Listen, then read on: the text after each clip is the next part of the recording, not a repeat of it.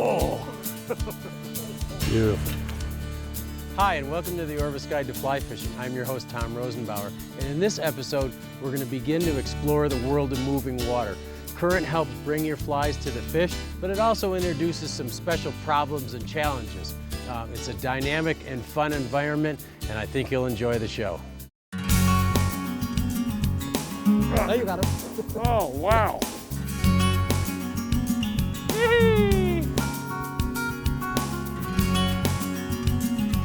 I know, you're so tame when you've been caught.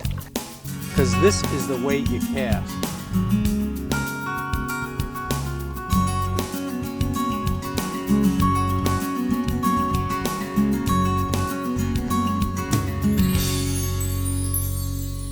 This show has been brought to you by Orvis Rod and Tackle. Ontario, yours to discover. Ontario's Algoma region, where Huron and Superior meet.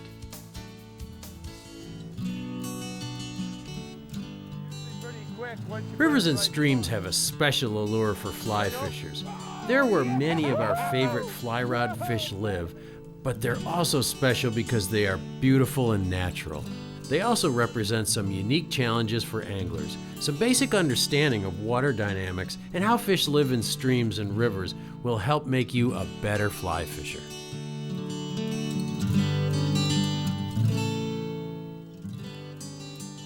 When you move from still water to moving water, it does introduce some complexities, and you need to learn how to manipulate your line so that your fly looks natural or looks the way you want it to look.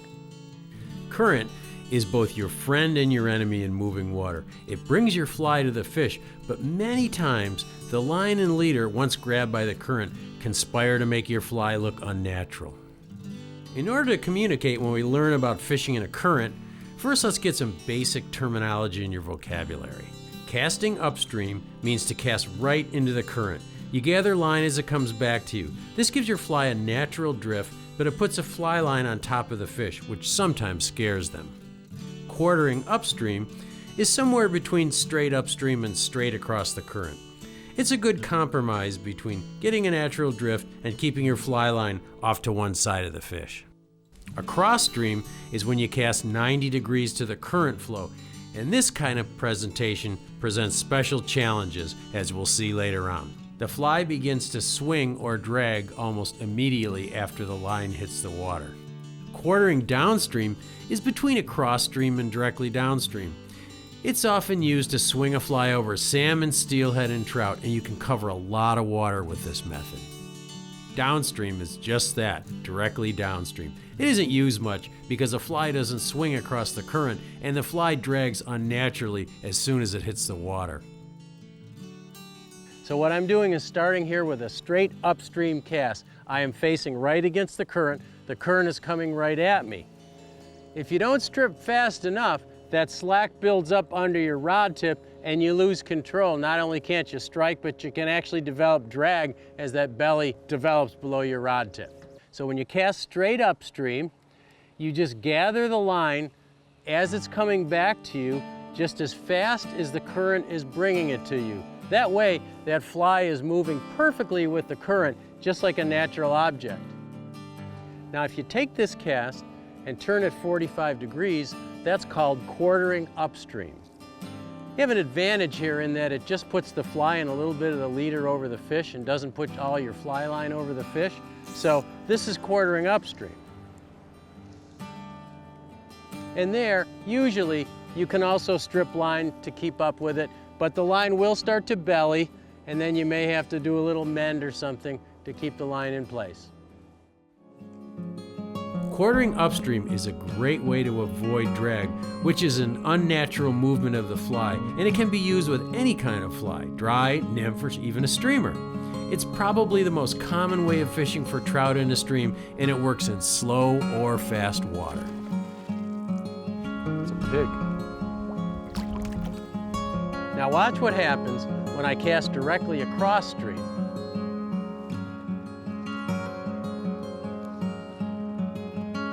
See what's happening behind me? When I cast directly across stream, that line bellies almost immediately, pulls the fly along with it, and causes what we call drag. Sometimes you want it when you're fishing a steelhead fly or a salmon fly or a streamer or a wet fly, but when you're fishing a dry fly or a nymph, you don't want any drag at all on it. So you have to do something to avoid getting that drag, and there are a couple ways to do it. One way to do it is what's called a mend. And people get really confused about mending, and I think it's because it's so easy. They think it has to be more complicated than it is. But this is a mend. I make a cast, and with a stiff arm, I just flip my line upstream. That's all you do. That's a mend. Mends can be used to eliminate drag or to control the speed of a fly swinging in the current. I really like the way my friend Montana guide Molly Semenuk explains it. Tell me about how you teach people how to mend. What do you tell them when you first get them out here on the water? When people ask me about mending, the first thing I want them to try to do is play around with the rod more and make circles with the line and lift it and get comfortable with moving it around, because we're often too careful. And the way to mend is to lift the line off the water and break that line water tension. Take your rod tip and direct it any way you want, and just use the tip and just fling it. And so the step one, break the tension. Step two, direct the line whichever way you want it to go. And have fun with it and play with it and use the rod, and don't worry about making mistakes, because first you have to get the feel of mending. When you cast at any angle other than directly upstream or directly downstream, you get what's called swing, where the fly swings across currents instead of in the same direction as the currents. Quartering downstream is the traditional way to get a fly to swing. As the fly swings, you want to control its speed by choosing the current you cast across, by mending the line, or by changing the angle at which you cast in relation to the current. In trout fishing, you can swing a wet fly, nymph, or streamer in any kind of water, from fast riffles to slow pools. Typically, you follow the fly with the rod tip as the fly swings through the pool. This imitates an emerging insect or perhaps a tiny minnow swimming across the current. Fish often take just as the fly completes its swing and begins to straighten below you. At the end of the swing, you can also strip the fly in a few feet, which may also induce a strike. In Atlantic salmon and steelhead fishing, the traditional way to fish for them is quartering downstream, and strikes almost always come toward the end of the swing. It's important to vary your swing speed with casting angles and mends for all species. Too slow, and the fish lose their interest. Too fast, and they seem reluctant to chase the fly. Catching a nice trout, steelhead, or salmon on a swinging fly is one of the greatest pleasures in fly fishing.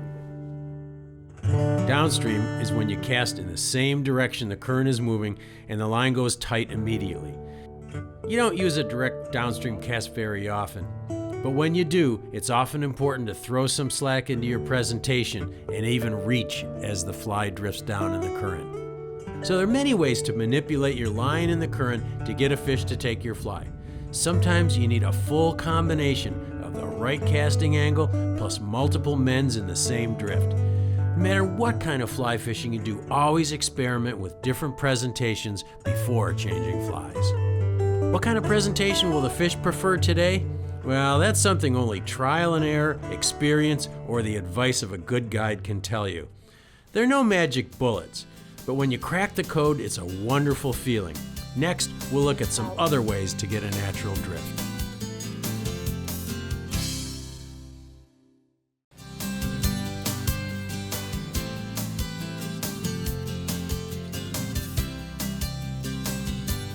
Although we often use drag when fishing a swung wet fly or a streamer, most times you want to avoid it, especially when fishing dry flies and nymphs.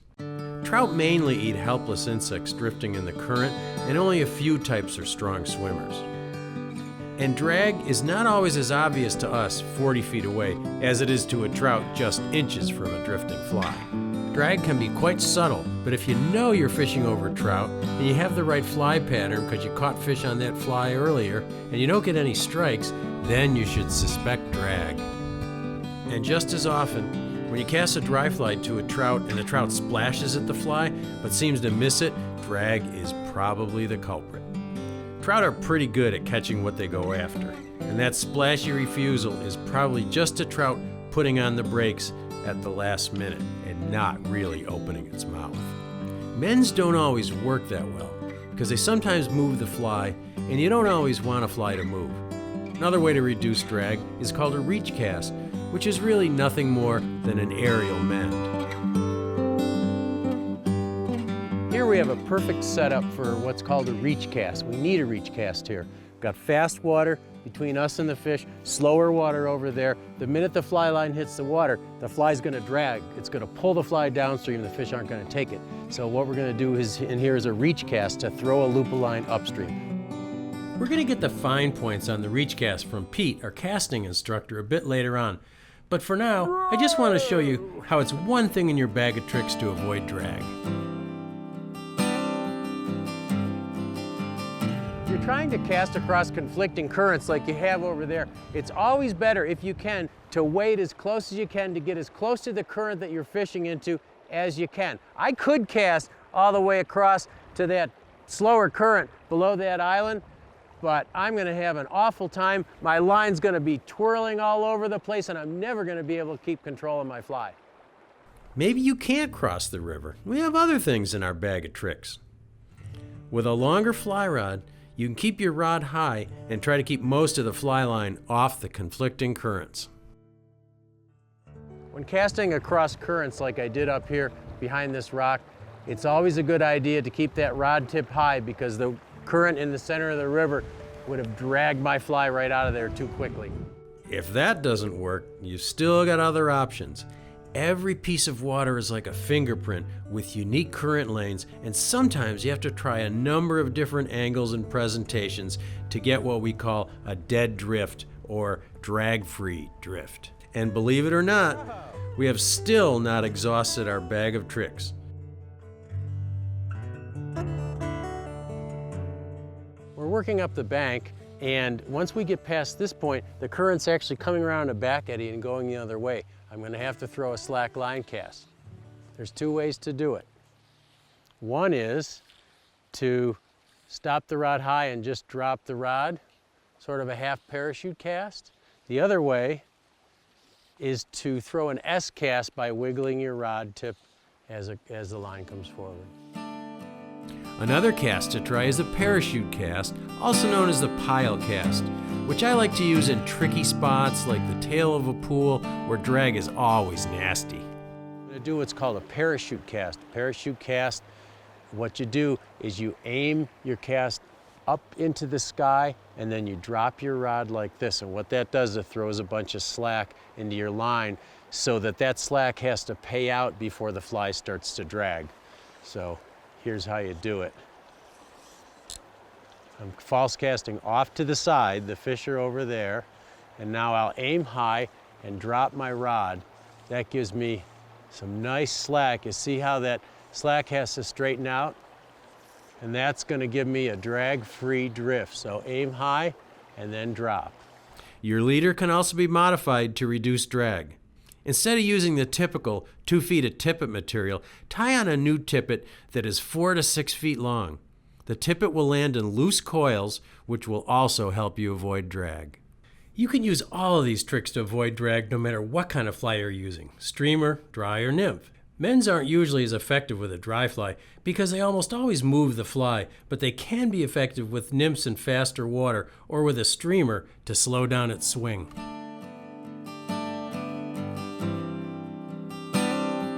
Now let's get some solid tips on making slackline casts from a fly casting expert, Pete Kutzer of the Orvis Fly Fishing Schools.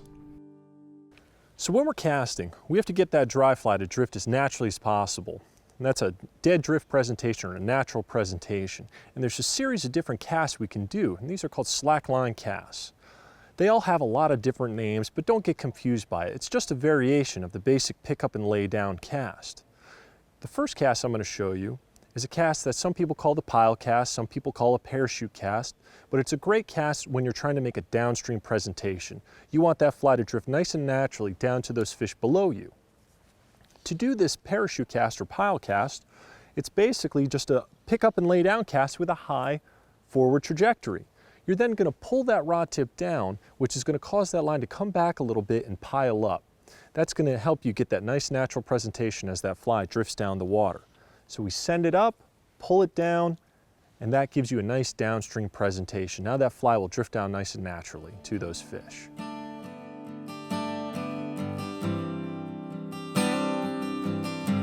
When you have to present your fly across the river, we have to put controlled slack in the line either by mending or by a cast called a reach cast. A reach cast is an aerial mend, if you will. We're bringing that rod to a stop, then sweeping it upstream or downstream to get that desired controlled slack in our line. We want that fly to drift down as naturally as possible. When we do this reach cast, we have to allow a little bit of line to slide through our hands or slip a little line so we keep our fly on target and it's very accurate. It's basically just a pick up and lay down cast with a little reach after that stop. We're going to take that rod, pick it up and stop, then reach in a direction. That's going to put an aerial mend in our cast and get that fly on target to those fish. So now you have some ways of avoiding drag when fishing in rivers and streams. Next, we'll talk about staying safe and getting the fish to the net in moving water. There he is.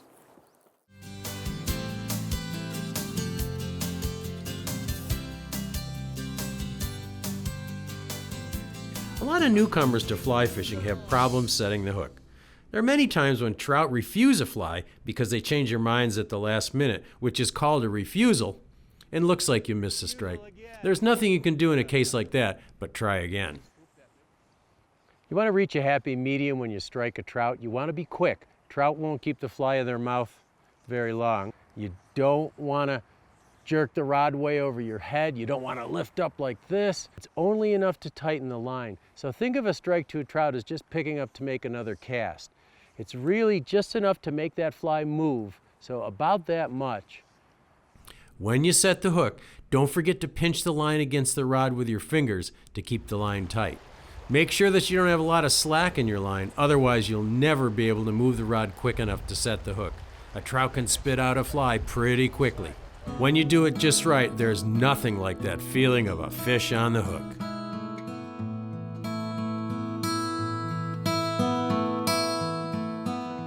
Playing a fish in moving water introduces some special challenges. When it's a small fish, you can just strip in line as if you were retrieving line. But when you get a frisky fish in fast water, that's another story. It's always best to get downstream of a fish so that it has to fight against the current. Also, the hook will often pull out of a fish when it fights directly downstream of you. If you hook a big fish in fast water, the best thing to do, if you can, is to move to shore or shallow water where you can move quickly to get downstream of the fish and then put pressure on it so that the fish darts upstream. A fish will always move in the opposite direction from which pressure is applied, but you can also turn a fish's head to steer it where you want it to go, because a fish can only swim in the direction its head is pointing. Once you get a fish close to you, use this idea to lead the fish to exactly where you want it to go. To net a fish, lead it over the top of the net and then lift the net from under the fish. Never swipe at a fish with a net. That will usually make it bolt, and you can break a fine tippet by swiping at a fish with a net.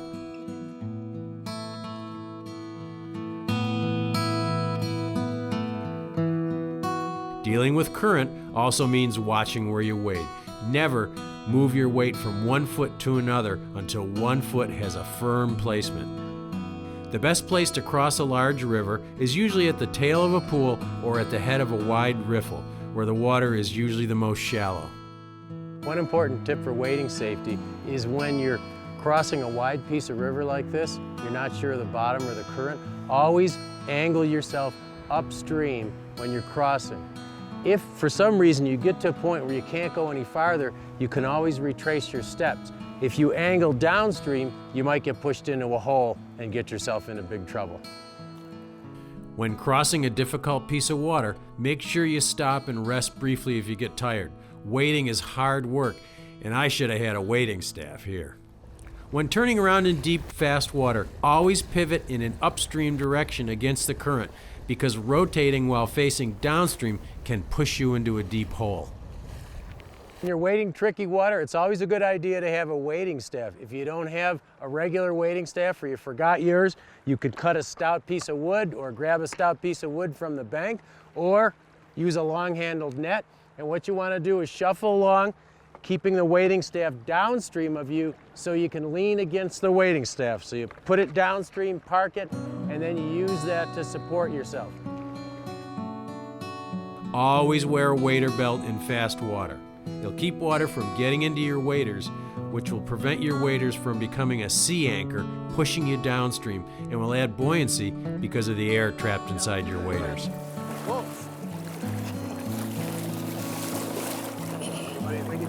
It's all right. I just went for a swim. And don't forget to wear the correct footwear. Felt soles, where they're legal, are very secure on slippery rocks, but they stay wet for a long time and harbor invasive species. You can get more information on invasive species on the Orvis website. Rubber soles are great for muddy banks and bottoms and for hiking long distances, and by adding carbide studs to the bottom of them, rubber soles can be made as secure as felt, even on slippery rocks. Be as careful in shallow water as you are in deep water. A spill in deep water will often just get you wet. A spill on streamside rocks, which are often very slippery, can break a bone. Never step where you can't see bottom, and if you're fishing in the evening into the dark, always know the water really well.